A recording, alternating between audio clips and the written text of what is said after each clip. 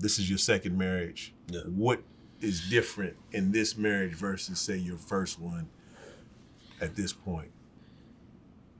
There's a checklist there. Yeah. The first marriage, there was no checklist, meaning there was no credit report. You couldn't pull my credit in the first marriage to say how well I did in my previous marriage because there had not been a previous marriage. You kind of get what I'm saying? Mm-hmm. So coming into this second marriage, there is a credit report. There are questions when we were vetting each other, and there was a lot of questions pertaining to my marriage. What happened? How did y'all fall out of love? Why did y'all go y'all separate ways? Because here's a very interesting thing. My ex-wife and I could probably tell you how many times we argued in our marriage.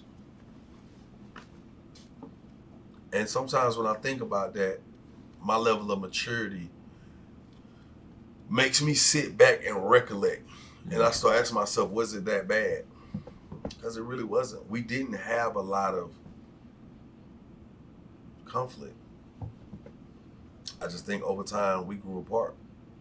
Just like, all right, It happened. I want something else. You might want something else. That's what happened. So the difference now is I know what it feels like to be divorced, to go through that process. I know what it feels like to sit up late nights not being able to sleep because you're thinking your whole family is about to be just the unit itself about to be destroyed, you know. So also I know hella do's and don'ts from my first marriage that I know is certain things that, you know, it's like right now, my wife get pissed off. She got mad at me the other day. We in spun it. It was a true story. And I'm dealing with something, okay? One of my childhood friends, right? Just something happens. He's in the hospital. They saying seizure. Sound like overdose to me. I'm not putting that out there that that's what it was. I'm just saying what it sounded like. So that gave me like a sense of, damn, that he woke up out of a coma in 3 days. Told me I'm late for work. The doctor's like, yo, we never seen anybody wake up out of a coma like this. This is crazy. It's a phenomenon, right? Then at the same time, the day he wake up out of the coma, another friend of mine or an associate who was hanging with a friend of mine would die that night. My childhood best friend came out of his coma. And he was just with me for my birthday. He escorted me in. They had all these slingshots that escorted me to the city hall for my birthday. He died on a slingshot. So that was a lot to deal with, right? I walk into the restaurant. I see an old friend. My wife is kind of like, we done had a long day. It's raining outside. I'm like, baby, you want to eat? We was doing extra stuff. So she been working since this morning. I've been working since this morning. It's 9 o'clock at night now. She tired, I'm tired, but we hungry. So I see an old friend.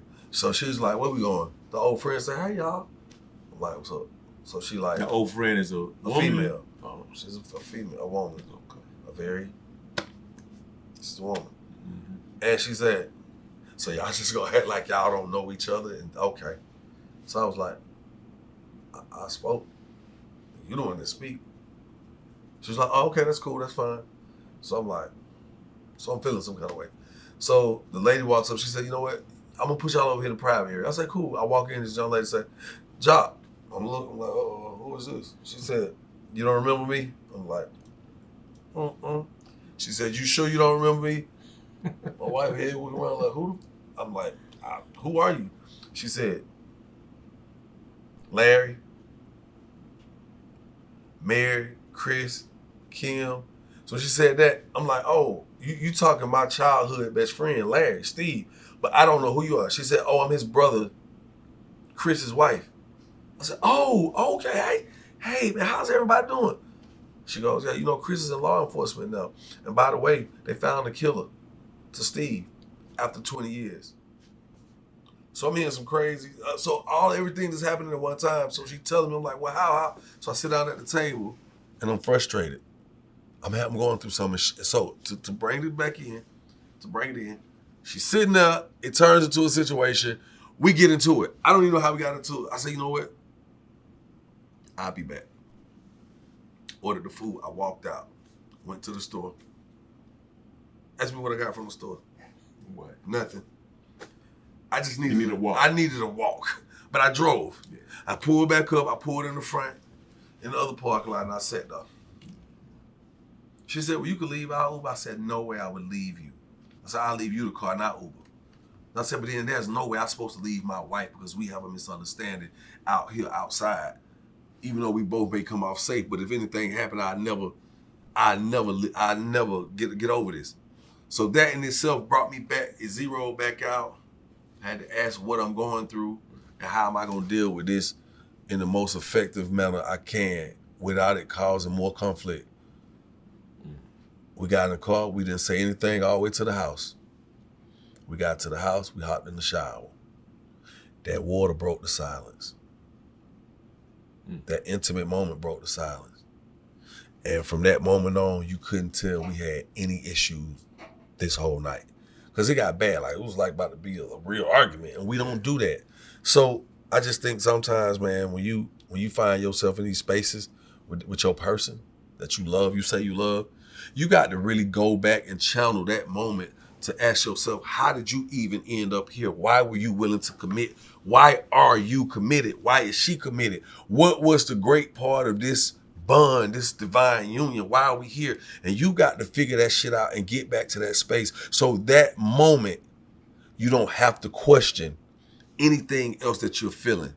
You got to zone back out. You know, it's just like if you was in the military and you out here and you scared, you hear bullets going over your head and you like, why am I here? To protect my country. I'm fighting for freedom. I'm a patriot. And when you go back to that, you say, I don't know how this gonna end, but I got a mission. And you got to fulfill that mission. So that's how, that's how I be thinking. You got through it.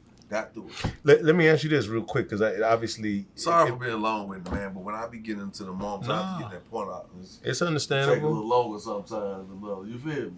Sometimes, I mean, in addressing maybe even the insecurities that come with being with somebody like yourself, with a lot of profile, what is it like? You know, I've seen y'all talk about infidelity and cheating. Mm-hmm. You know what I'm saying? What's that like for you as a man? Of course, men oftentimes are accused of it, but I know that you may have dealt with it with your wife and, you got through it. You know what I'm saying? What's that like? Because most brothers don't really talk about that. Well, because it's already so heavily, it's like we're blanketed with this whole concept, you're a dog. And I'm going to be honest with you, man, being a celebrity, especially if you're a likable celebrity, as a man, it's the same, it's equivalent to being a beautiful woman. Because every time she steps out the house, somebody's saying, hey, can I do something for you? Can I take you out? Can I get with you? Can I give you the best love you ever had? Can I take you around the world? Can I change your life, your mama them life? They go through that.